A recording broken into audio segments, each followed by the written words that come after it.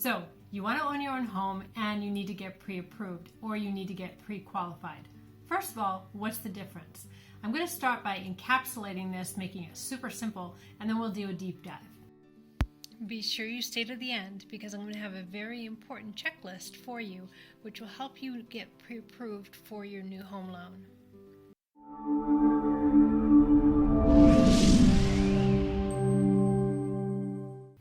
Pre-qualification sometimes you can do on your own online. It may not be the best, but it'll give you a little thumbnail idea of what you can afford. Now, we can give you a 60 to 90 second pre-qualification. And what we're going to look at is what's your credit score, what's your front end ratio, debt ratio, what's your back end debt ratio, what size home, price home that you want to buy, how much down payment do you have, and how long have you been at your job? How many borrowers are there going to be? Do you want a conforming loan limit or do you want a jumbo loan limit? And we're going to pull all those together to get some sort of metrics that can help us to figure out what you actually will qualify for. Now, there's two issues that I often find with clients that are very important. Number one, what does a bank qualify you for? And number two, what do you feel comfortable shelling out every month for your housing? Some people want to pay everything they can for their home. It's going to be equity. It's the school systems for their kids. It's absolutely what they want, and they'll eat ramen noodles for the next 5 years to afford a home. Not a bad strategy. However, there are other people who just want to be very comfortable and very safe and secure in knowing that their home will be comfortable for them and that they can also go to Starbucks and have a latte and go out to dinner and go on vacations. So really think about these things. It's not just what you will qualify for or get approved for, it's what you really feel comfortable with your lifestyle. When you are meeting with a professional, we can help you walk through what is really important to you in getting these things together and figuring these out. But for now, ask yourself, what's important to me about buying a home? And then kind of drill down, ask yourself questions like that several times so that you can really figure out what you want to pay and what you feel comfortable with. Because what the bank will offer you and what you feel comfortable with may or may not match up.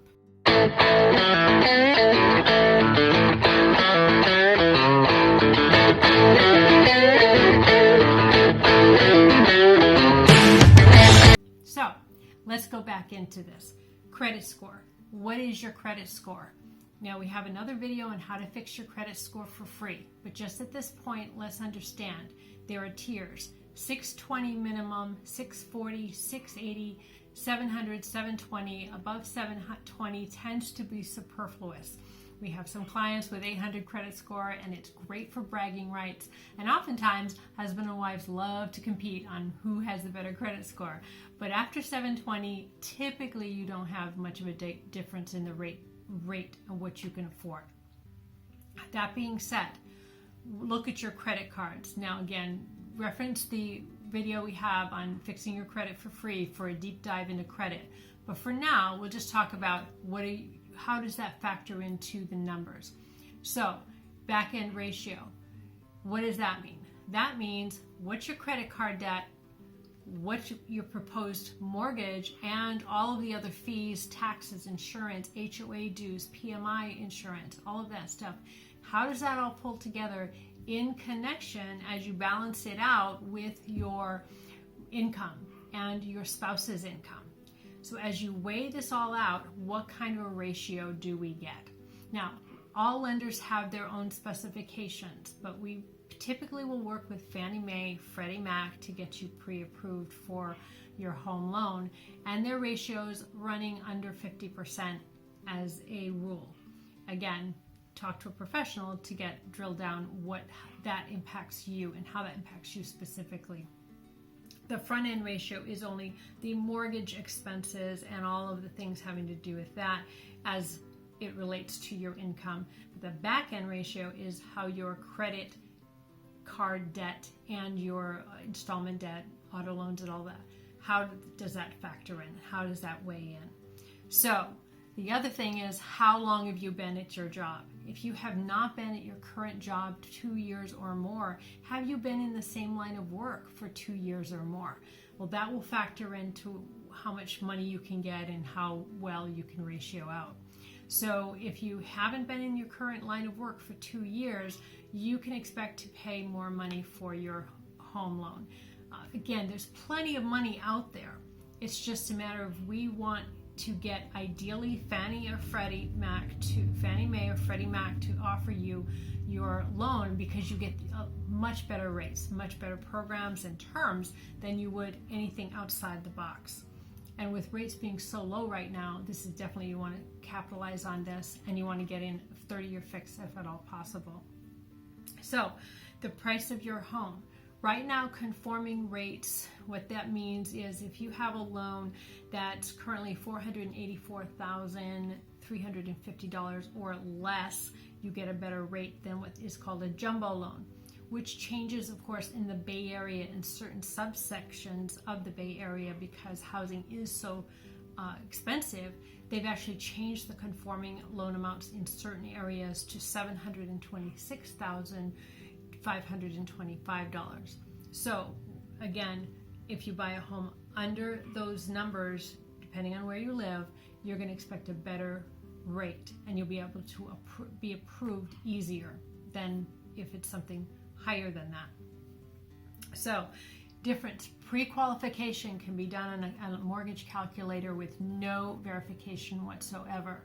A pre-approval, however, is when a loan officer will give you a checklist of about 10 different things. They're going to want to see proof of who you are, Social Security cards these days because of the Patriot Act. They're going to need to see 2 months of bank statements and any reserves that you have. Reserves means how much money do you have? Do you have 401ks? Do you have IRAs? Do you have money sitting in the bank? They want to see as much money as you possibly can give them to look at. Will be better for you. Banks, as we know, love to loan money to people that don't need it. So the more information you can give them, the better. So that's number one. Number two, you're going to need 1 month of your pay stubs and your spouse or partner's pay stubs. Number three, they're going to be pulling your credit report. That's where they're going to get the ratios they need, and they're going to base that and balance that out with your income. Do you have alimony coming in that you want to use? Do you have lottery money? Believe it or not, I've had clients with lottery money that they can use because it was more than 5 years that they used to pre-qualify or pre-approve for a loan. Do you have any other types of income? Are you going to be getting gift money from a family member? That can be factored in. They're going to need to see that. Underwriting would like to see that kind of paperwork, a letter, a gift letter, and also where is that money coming from. A big thing that's going to make your pre-approval process a lot easier is to source any types of large deposits. They want to see where big money is coming in from. It's just one of those legal things that they're needing to deal with. So if you have a $10,000 deposit, they want to, in the past couple of months, they want to see where that came from, if it's business income or whatnot. So let's see. So credit score, debt ratio, loan to value, where's the money going to come from for the down payment on the house, and how this all factors in. So to get a real pre-approval, you need to send in by 2 years tax returns. I can get you a list. Just email me at ginger@sellyourbayareahome.com. I'll give you a list of everything that you would need for a strong pre-approval process, so you could absolutely know that an underwriter has approved you. So the difference again between a pre-qual and a pre-approval is a pre-qualification is cursory. It's just you give me information, I plug it into the computer, and we spit out a number or a range of what you can afford. Pre-approval is when an underwriter actually looks at all of the details and matches up proof. So difference is pre-qual no proof, pre-approval proof. And that's a very, very important distinction. Before you go house hunting, you want a pre-approval. You do not want a pre-qualification, because what if some of the information was not verified? What if some of the information was not exactly accurate? It could throw you off by $100,000, and you could not get your home, and you could waste your time, waste everybody's time, and get very disappointed We don't want any disappointed people. So do your homework up front and get your stepping stones strong and your foundation strong before you go out and make those offers. So I hope this helped in understanding the difference between pre-qualification and pre-approval. And again, if you'd like a checklist of what you need to get pre-approved by a real underwriter, then by all means reach out to me and I'd be happy to provide that. So happy house hunting. If you like this video, click the subscribe button because we're having videos coming out weekly of interesting topics regarding helping you to become a smart buyer, a smart seller, and a smart investor. So happy hunting, and I look forward to seeing you on the next video.